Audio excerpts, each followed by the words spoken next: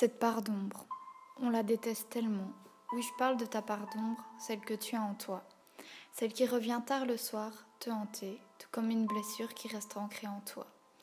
Comme un mal-être qui ne s'envole pas de ton être. C'est comme un cauchemar, un trou béant dont tu ne peux pas sortir. Et tout ce que tu fais pendant ces moments-là, c'est te détruire encore plus. En te remémorant ces si bons moments. Puis tu te dis que la vie a bien gâché tout ça. Tu te dis que les choses auraient pu se passer autrement. Et tu as peur. Que demain, le présent t'assassine comme le passé l'a déjà fait autrefois. On a toutes ces peurs qui nous rongent de l'intérieur, jusqu'à nous posséder, le corps entier. Cela se voit dans nos actions, nos paroles. Dans ces moments-là, on n'est jamais sûr de rien. Et les cauchemars qui, dès que tu fermes les yeux, t'attrapent à la gorge. Tu aimerais que ça s'arrête, parfois t'aimerais que la terre s'arrête juste une fois. Car même dans ces moments-là, le temps ne s'arrête pas. La vie non plus. Donc il ne te reste que tes yeux pour pleurer et ta tête pour ressasser le passé. Ton cœur est sûrement fatigué.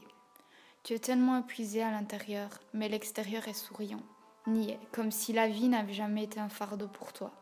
Pourtant, à un moment, tu le pensais. Tu me l'avais même dit. Tu m'avais dit que tu voulais crier à l'aide, mais que personne ne t'entendrait. Tu m'avais dit que la vie n'était pas faite pour toi, que le monde serait bien mieux sans ta présence. Tu te souviens de ça, de ces paroles que tu me disais quand j'essayais de t'apporter un rayon de soleil dans cette obscurité? Tout ce que je disais n'était rien, car dans cet état second, bercé d'illusions que tu te faisais pour échapper à la réalité, tu n'écoutais personne. Tu te réfugiais dans cette petite bulle qui t'empêchait de t'ouvrir aux autres. Je ne me souviens pas du nombre de fois où ton souhait était de mourir, mais je l'ai entendu si fort que j'ai voulu t'aider. Je me suis dit, elle va être heureuse enfin, grâce à moi. Et je t'ai fait croire que te tailler les veines était une libération. Je sais que je ne suis pas une bonne amie, que je t'ai un peu poussée dans un engrenage où tu te fais un peu plus de mal chaque jour.